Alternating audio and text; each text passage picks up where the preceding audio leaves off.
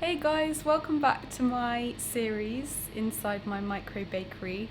I'm Lily and I run my own micro bakery called Lily's Loaf in South London. So today's video I'm gonna give you a little tour. I'm gonna show you all of the different sections and kind of like how I organise my ingredients, my equipment, that kind of a thing, just to give you a better idea of like my work environment. Okay, so I think this gives you like a pretty good view of part of the micro bakery.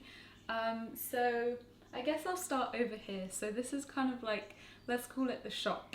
And over here I have everything from my packaging. So my brown paper bags for all of my loaves. I've got the slightly bigger bags too, for things like brownies and cookies.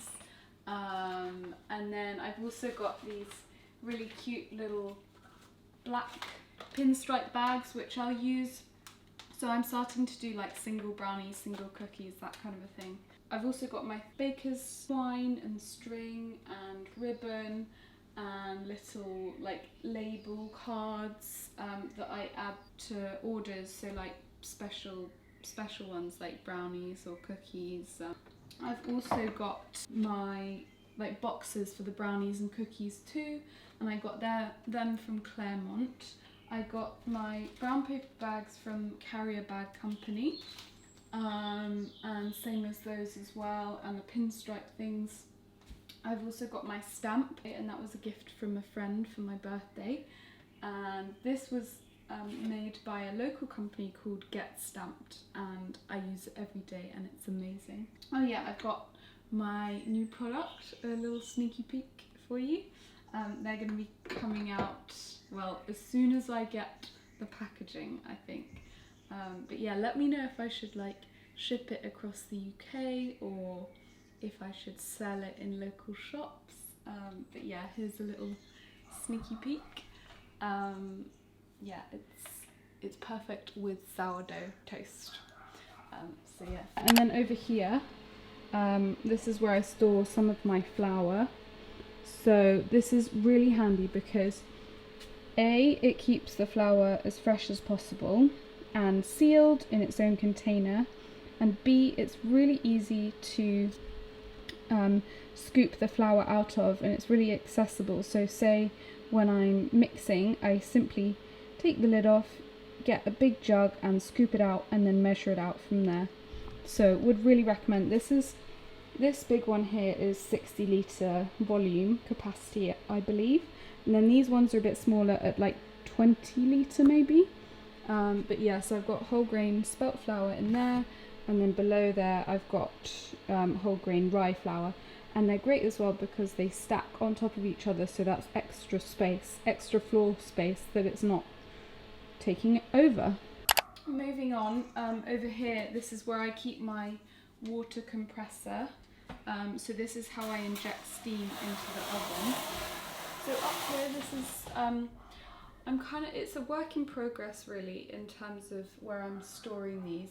What I tend to do is when I'm baking, I pop these on top of the oven so that they dry out, so that there isn't any moisture and so that mold doesn't form in the baskets, which is completely normal, but it does tend to happen. But it's a really good trick if you can pop it like in a warmish area, then that helps to dry out any moisture that's formed in the fridge or from the dough. So yeah, I'm kind of keeping them up there, but ideally I need to keep them upside down just so that things don't land in the baskets.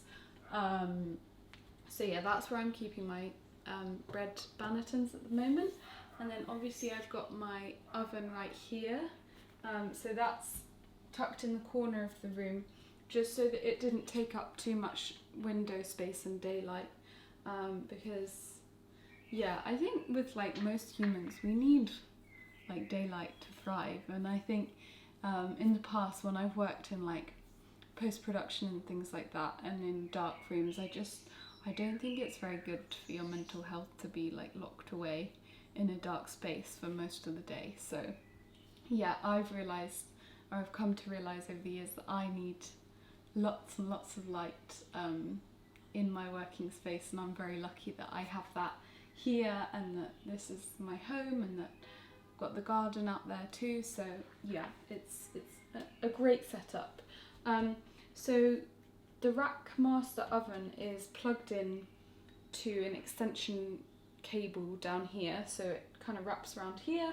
And this lives on a stand, which is something that I bought separately. I think it was an extra £200 or so, but it's definitely worth it because like the oven is so heavy in itself. I think it's over like 90 kilograms, and it needs somewhere to rest on that it's going to be safe, but it's also great because you can move it around with the wheels, and it also acts as like a storage space too. So underneath you've got like your 3 trays, which you can use for like focaccia, buns, anything like cinnamon buns, whatever you want.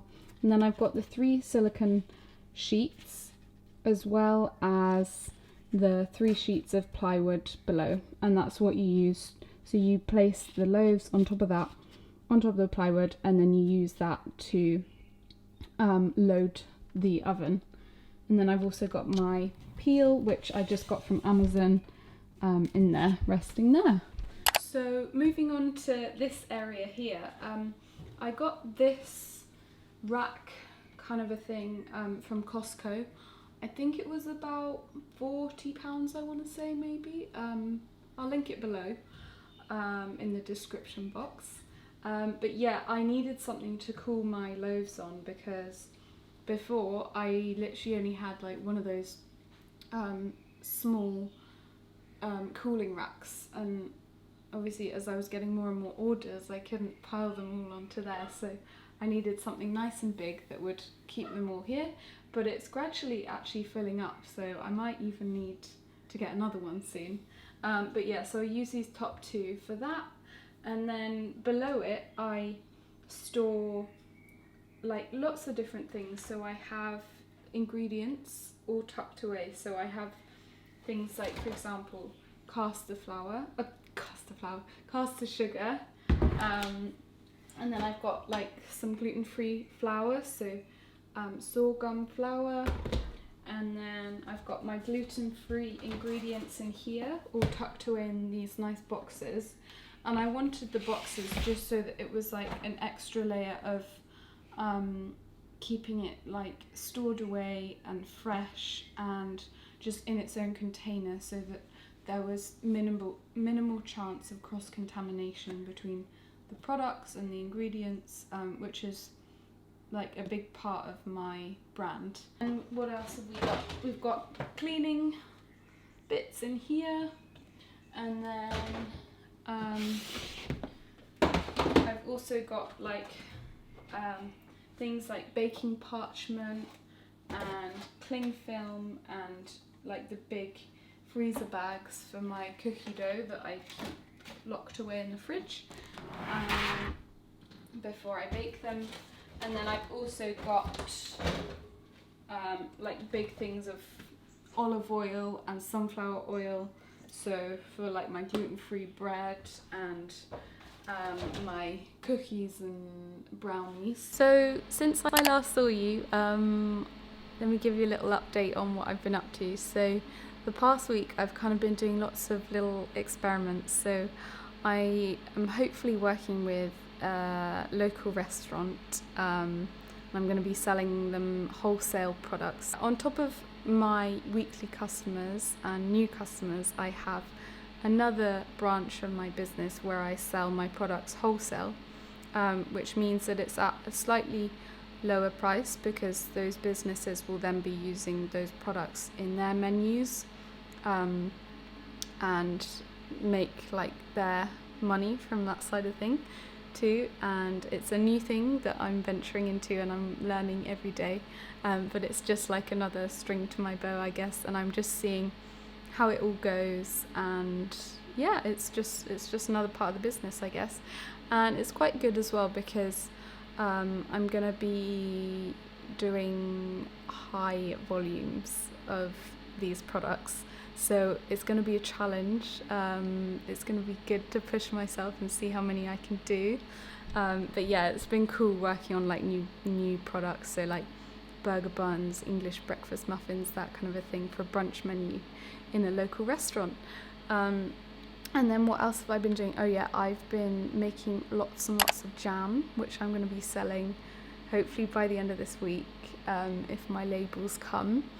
And I've just generally been very busy. New orders coming in, new weekly subscribers. Yeah, it's kind of amazing. So thank you so much for watching. I will see you next week for another video. I think I'm going to do one on how to make a gluten-free starter, and also how to make a normal starter, and just kind of do like the first step into sourdough, and then go from there with like a full-on recipe so you guys can try it out and see how you get on. But yeah, I'm gonna get more into the baking side next week. So yeah, let me know what you think, and if you have any suggestions, and thank you so much for all your support. I will see you soon. Bye.